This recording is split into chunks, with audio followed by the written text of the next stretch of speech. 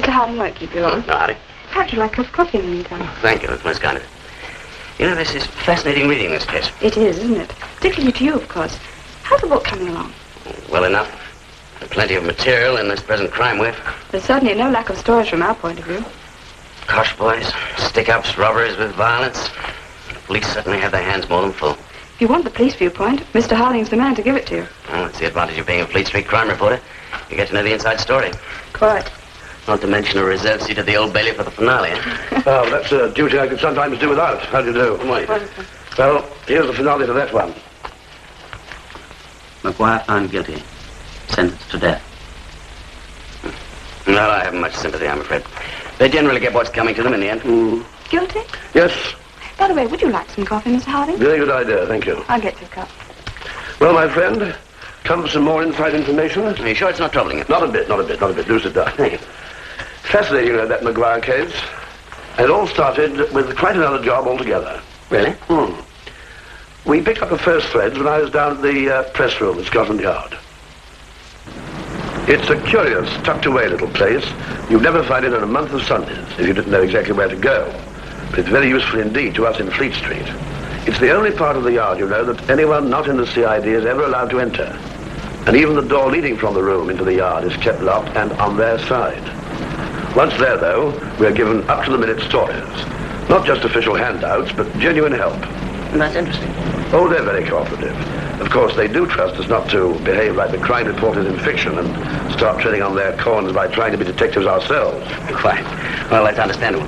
Well, I go there sometimes. Quite easy, you know. It's not nice though, I thought. Morning.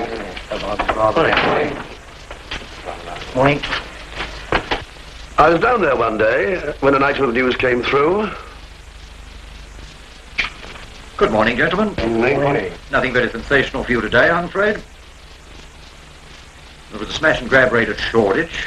Two men driving a small black saloon car flung a hammer through the window of a jeweller's shop of Mr. S.K. Lewis, 115 High Street, grabbed a tray of rings and a number of watches. They drove off immediately.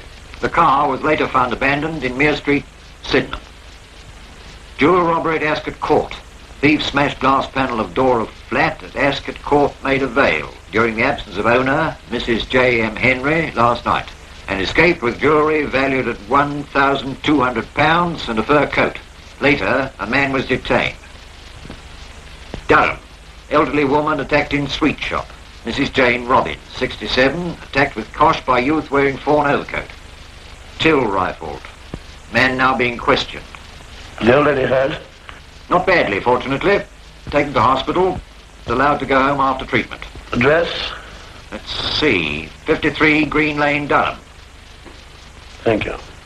Last item. Black van containing consignment of cigarettes stolen from outside Ace Cafe on North Circular Road. That last item was the one that somehow rang a bell. Ace Cafe, North Circular Road. Yes, it sounds familiar to me. At one time, there was quite a spate of van stealing from that district, wasn't there? 7 or 8 cases in a row? Exactly. Obviously, some gang was at work whose boss knew the times at which various drivers left their vehicles unguarded. And, I suppose, the loads they were carrying. Yes, the whole operation only took a matter of minutes.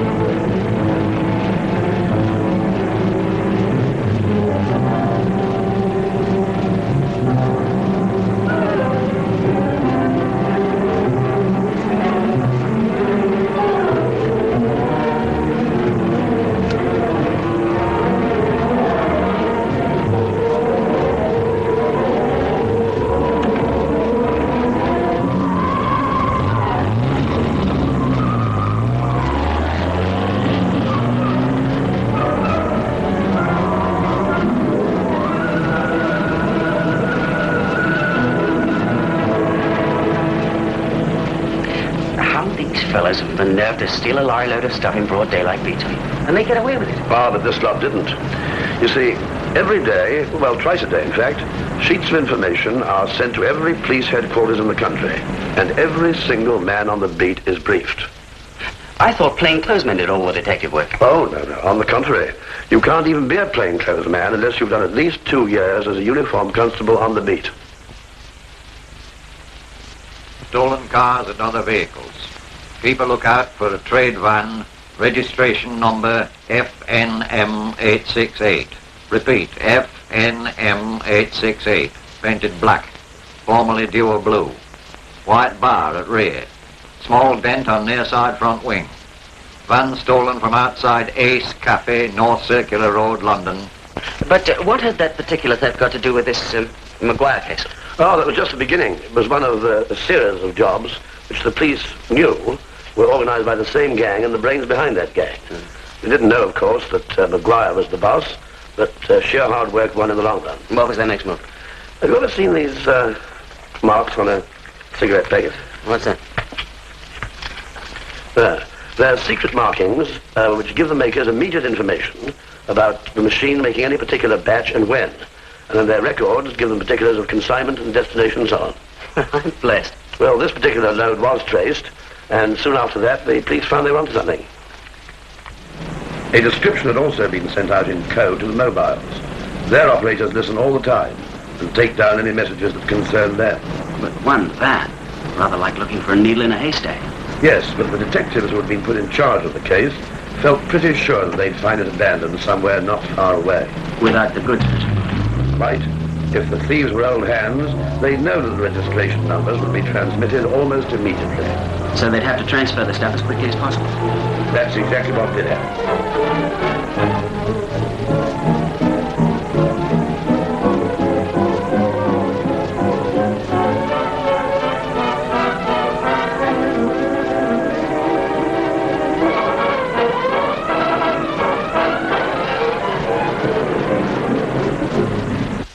The two detectives concerned came up with FNM 868 in a back street yard. But both goods and thieves had gone, eh? Still, I suppose the van was valuable. It was most valuable. A very useful link in the chain indeed.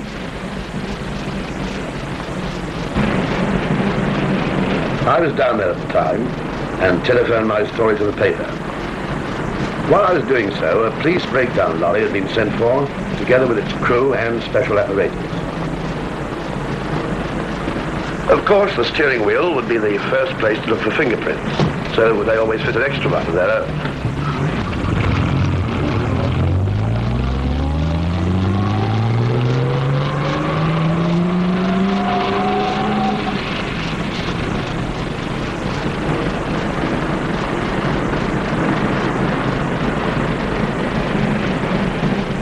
I've read a good deal about the fingerprint department, how they brush dusting powder onto the likeliest places and pick up photographically even the faintest impressions. It's very clever. And infallible.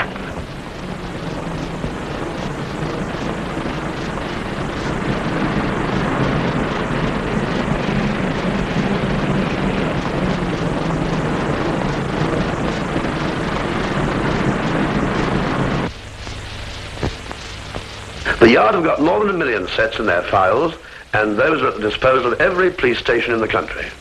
And all these present-day young criminals, are they fingerprinted too? There are more than 200,000 new sets made every year. It's extraordinary that they're all different. Yes, isn't it? Crooks have tried all ways round it, but they never succeed. One chap who had treated his fingertips with acid to burn away the markings, well, he was caught and charged no less than 10 years after his crime. He'd forgotten that nature doesn't alter her patterns, and the walls and ridges had grown again in exactly the same formation. Didn't a French chap, what was his name, Bertillon, didn't he evolve the idea? No, that wasn't... his idea was a system of identifying rogues by their bone structure. It was a man called William Herschel who discovered that each human being has individual markings on his fingertips. Just a moment, let me make a note of that. When was that? Herschel, 100 years ago. Yes, 1858, to be precise. It was Sir Francis Galton who, at the turn of the century, made an exhaustive study of the subject, and in 1905, Sir Edward Henry, who was then the Commissioner of Police for the Metropolis, he evolved a system of classifying the prints and that system is now in use all over the world. Meanwhile, I've got quite an interesting story from the little news vendor whose pitch was outside the Ace Cafe. Well, thank you very much. You're welcome, Governor. He gave me a very graphic description of how he'd been interviewed by the police.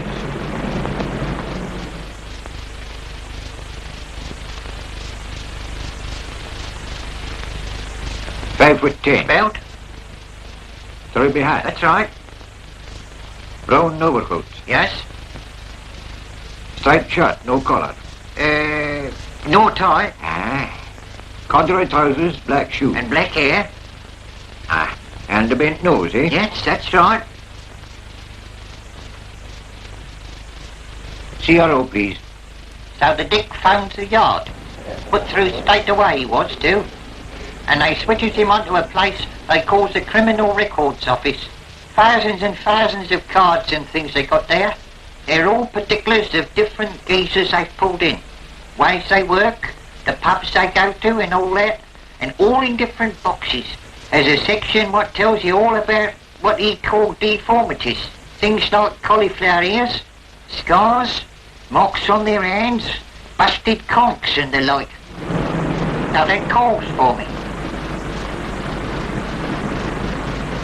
Of course I had a nice comfortable ride in the police car. Down Whitehall we goes. Just like a blinking lord going to Parliament.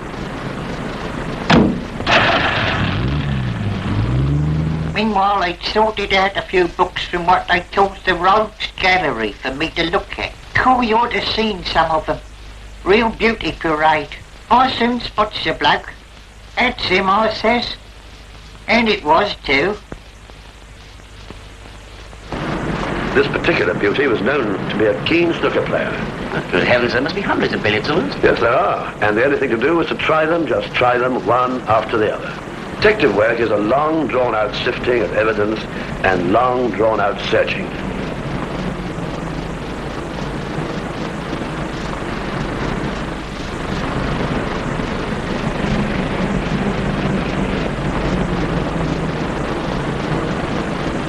One shot, eh? Yeah.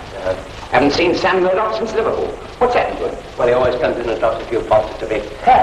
More than a few bob. He'll just hang around for a few days. You'll run into him. You're shot out. Thanks, John. Where do you live in now? I don't know.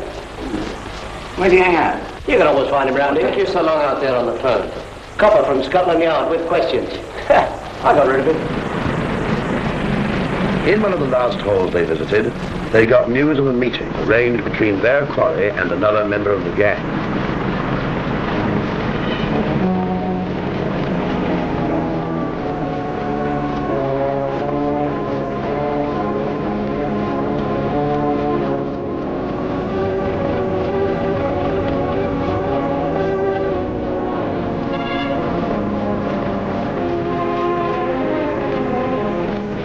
So they got him, eh?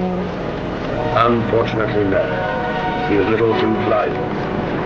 But they did manage to keep track of his pal and in due course hold him in for interrogation.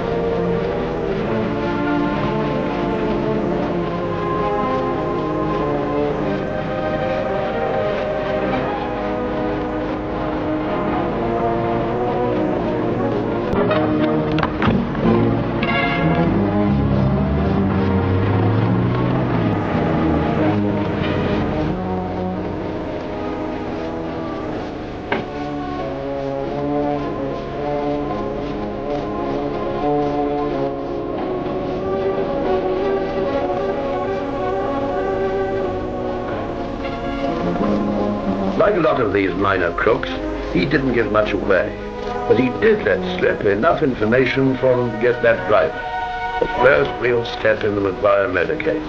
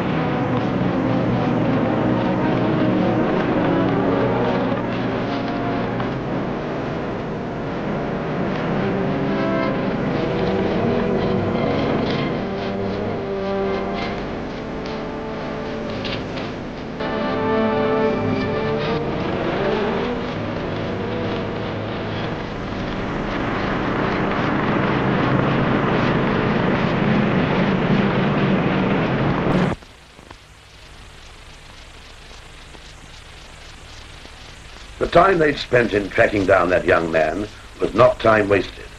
I told you, this series of van robberies was the start of the trail which eventually led Maguire to the Old Bailey. But they wanted to make quite sure.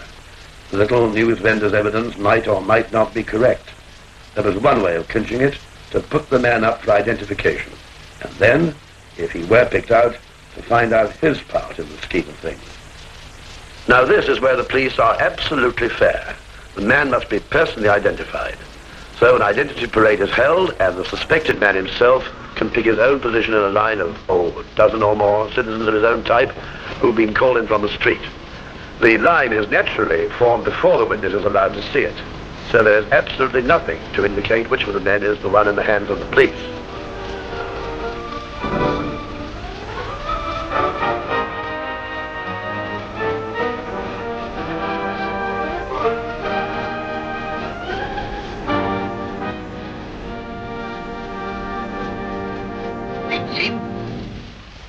I see. Here's your copy, Mr. Oh, Howard. thank you, Mary. I suppose you couldn't find something a bit stronger, could you? I'll see what I can do. Good. Well, now, that was the first step completed, eh? Well, very nearly completed. The man came up in due course before the magistrate's court. In the meantime, the police went on collecting more and more witnesses. How did he get on? Oh, the trial wasn't sensational anyway, not him. He was utterly unimportant. Just a dumb driver. What the police were wanting to get at was the identity of his employer.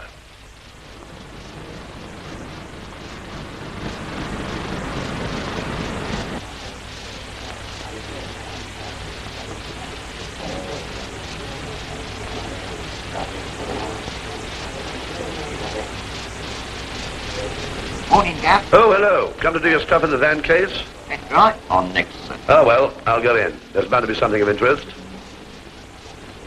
And there was, of course. Fascinating places for studying human nature. Do you know, I've never been in one of these courts. Oh, that's sheer luck, my friend. Wait till you're caught for speeding or for knocking a policeman's helmet off on boat race night. They'll provide you with a whole bench of magistrates, an usher, clerk of the court, warrant officer, plenty of policemen. When the case came up, I got my next lead. There was some evidence came out about a black saloon car that had been seen cruising near the Ace Cafe on the morning of the robbery. The famous information room at the yard got busy. That's the place, you know, where all the 999 calls are received. They're in constant wireless touch with their own cars, and the position of the cars is charted minute by minute.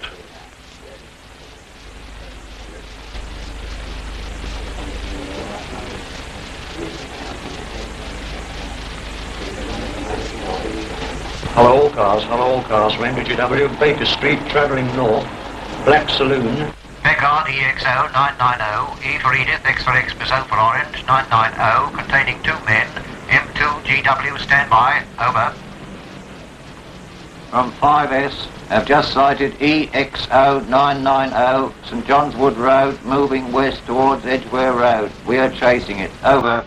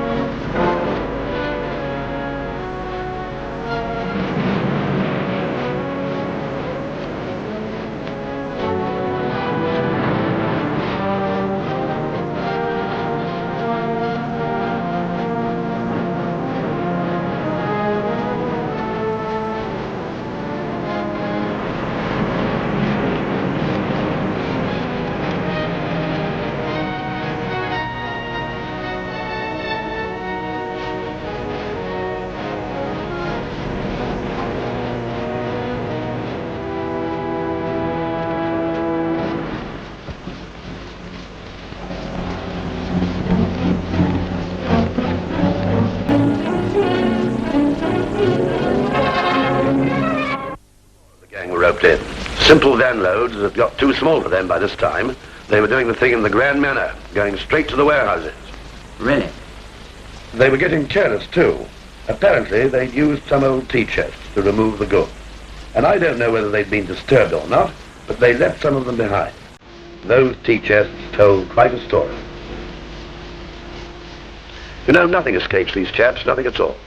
There are forensic laboratories all over the country, and each one has its experts in some particular line. Birmingham, pathology; Cardiff, forgeries; Preston, bloodstains and poisons; and Nottingham, dust fibres and soils. And famous scientists, top-flight pathologists like the late Sir Bernard Spilsbury, for instance, put their knowledge at the disposal of the Yard.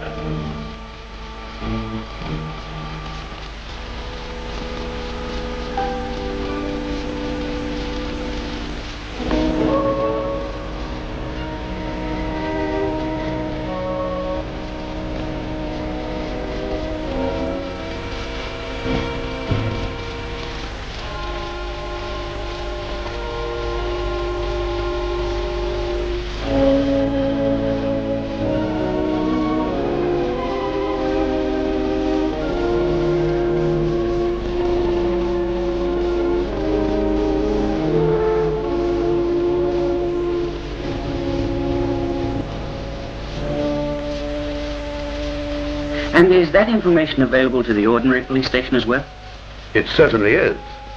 Now, what it does, I suppose, is act as a sort of central department ready to help the local police if necessary, and then only when asked. I see. You mean that each police unit is complete in itself? Mm-hmm. Every area has its own chief constable, superintendent, inspectors, sergeants, and its own CID. Why, in London alone, you know, there are 23 divisions, including the Thames Division or the River Police, they're known as. They're the oldest section of all. Started, way back in 1798 by the West India Company of Merchantmen to protect their shipping on the river. They used to be armed with cutlasses and they used rowing boats. Nowadays, they're equipped with 80 horsepower, 15-knot launches. Oh, and by the way, the famous Wapping Old Stairs was the site of their original headquarters.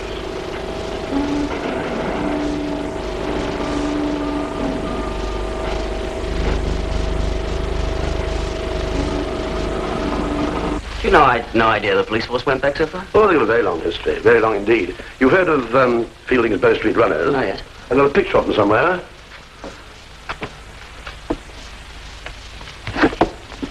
Yes. Yes, here we are. They were centred at Bow Street.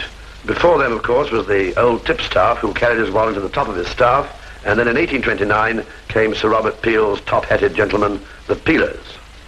And still spoken of today as London's Bowies. Mm-hmm. Oh, by the way, do you know why New Scotland Yard? Well, when the CID started, there were only 8 of them, by the way, in those days, they were housed in a building at the top of Whitehall by Charing Cross. That was known as Great Scotland Yard. It stood on the site of a palace where visiting Scottish VIPs and their retinues were put up when they visited the English courts. But the department grew and grew, and in 1890, the first of the 3 new buildings was finished. Ironically enough, you know, the foundations, 2,500 tons of granite, were quarried by the Dartmoor convicts. Somewhat grim present from professional admirers, eh? At one time, the carpet in the press room I was telling you about was made in the workshops of Wormwood Scrubs. You were also telling me about the 2 chaps in the black car. Oh, yes. Each of those 2 gentlemen got a fairly heavy sentence. Uh-huh. And that was closing, eh? Yes, things were getting narrowed down. And then one day, a member of the Yard's Ghost Squad who was... Ghost Squad? Oh, yes, you hadn't heard about that, have you? Well, that's the name given to a whole lot of men and women, too, who do nothing except collect information for the Yard from the underworld, pass it on to the police. They never make an arrest, they never give evidence in court, and they're never seen anywhere or in any place where they could conceivably be recognized. Well, anyhow, this particular man one day picked up an important tip.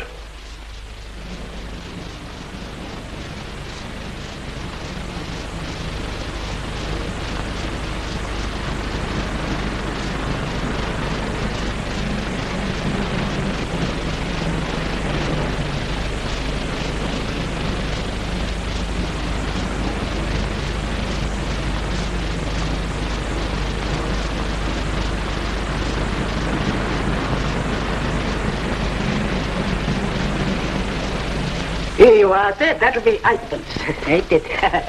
Thank you.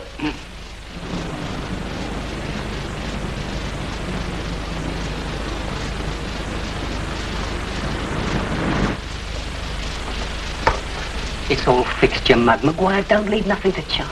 Yeah, but suppose something... Suppose nothing. Now listen to me. Oh.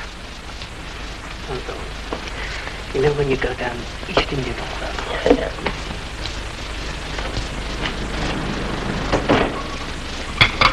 Here you are, Enrico. 2 quarts. Will you want any extra tomorrow? No, the usual, I think. No, leave one more pint. Maria should do the cooking. Okay, got the book? I'll put it down. I fetch you, man. He caught certain words. Friday, Maguire, docks, day 14. Quite enough to give him a lead. Here's the book. I paid Friday. That's right, Enrico. Lots of people play Fridays. Yeah.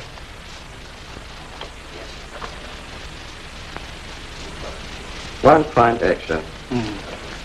Well, so long. So long. Morning, gents. Good morning, Nobby. Good morning, Senior.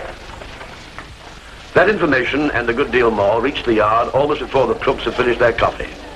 The information was circulated to those concerned by telephone, pipeline, and by the Crete teleprinter. In fact, the most up-to-date apparatus is used. Walkie-talkie, as it is called, is brought into play on occasion.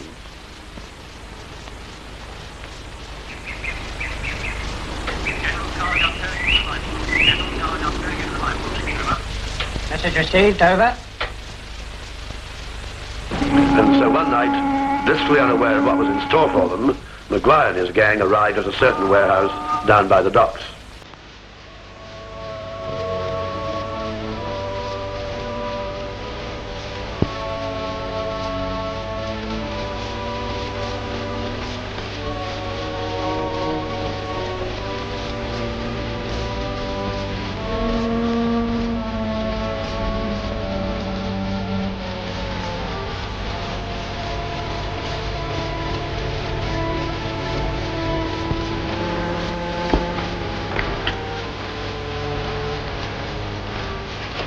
Dad, you ready to watch?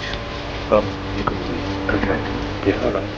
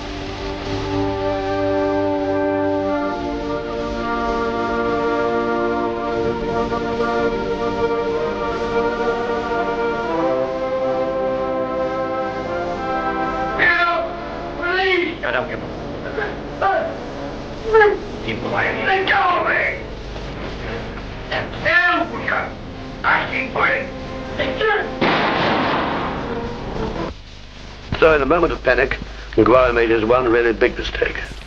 And he killed the night watchman. Yes, he shot the poor old man. He died on the operating table. It was rather pathetic, really. I went down to the hospital, and his wife was there.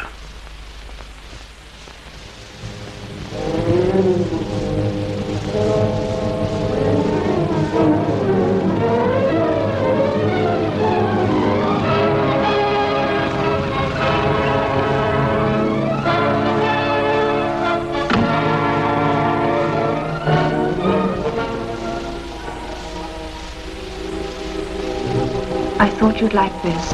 Thank you, miss. Give this to Sister James, please. Very good, nurse. Good evening. Daily Comet. I've come to ask if there's any news of the night watchman who was shot. Not yet, sir. They're operating now.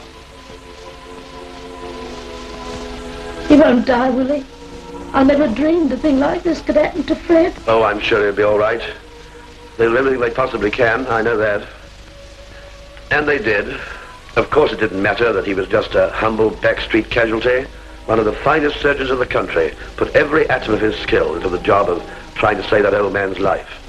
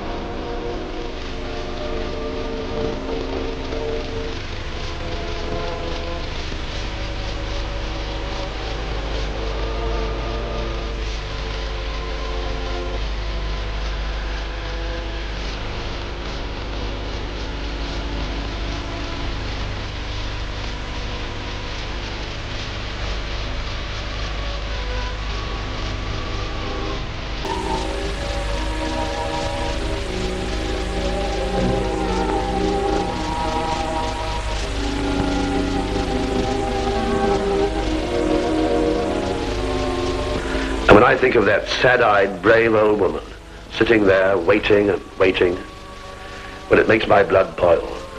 Some people say the death penalty is too severe and that these armed, trigger-happy hooligans are just maladjusted cases for the psychiatrist. Do they ever stop to think, I wonder, of the sorrow and the pain and the heartbreak for which these crooks are responsible? No, an eye for an eye and a tooth for a tooth. and yet to the last, scrupulously fair. Not vengeance, but justice. Evidence for and against given impartially. The judge watching the law and the conduct of the case, and 12 good men and true, the real arbiters. It's on their decision and theirs alone that the final verdict rests, guilty or not guilty. Oh, you can read about cases in the papers, but even the most descriptive writing can't convey the solemnity and the tremendous sense of responsibility there is about a court of assize. I sat there many times. Suppose I'm hardened a bit by now, but I'm still deeply affected by the way in which everything goes forward so steadily and so inexorably. And for the prisoner at the bar, now comes the time of waiting. Has it been proved beyond all reasonable doubt that his was the hand that fired that fatal shot? Will the jury decide for him or against him? The pros and cons are tossed to and fro like shuttlecocks, but at last... Members of the jury, are you agreed upon your verdict? We are. And do you find the prisoner guilty or not guilty of murder? Guilty. And that is the verdict of you all? Yes. Prisoner at the bar, you stand convicted of murder. Have you anything to say why sentence of death should not be passed upon you? Oh yea, oh yea, oh yea. My lords, the King's justices do strictly charge and command all persons to keep silence while sentence of death is passed upon the prisoner at the bar upon pain of imprisonment. Prisoner at the bar, you stand convicted of murder. The sentence of the court upon you is that you be taken from this place to a lawful prison, and thence to a place of execution, and that you be there hanged by the neck until you be dead, and that your body be afterwards buried within the precincts of the prison in which you shall have been confined before your execution. And may the Lord have mercy on your soul. Amen. So McGuire pays. An eye for an eye. That's it. You know, these cliches about the long arm of the law and crime doesn't pay are only cliches because they're true. How can crime pay? Every crook, whether a petty pilferer, a confidence trickster, or a murderer, is up against a machine which is so much bigger and so much better organized than he can ever hope to be. And that machine, served by men day after day with loyalty and courage and patience, is bound to win in the end. Managed to find these boys. Well, now, isn't that nice? Thank you very much. You couldn't have come at a better moment. I'll give you a toast to Scotland Yard. In bygone days, a palace, and now a busy workshop of patient effort in the war against crime. I don't suppose these chaps expect us to drink to them, but we will. From the beginner on the beat to the Commissioner of Police himself, good luck and long life to the men of Scotland Yard.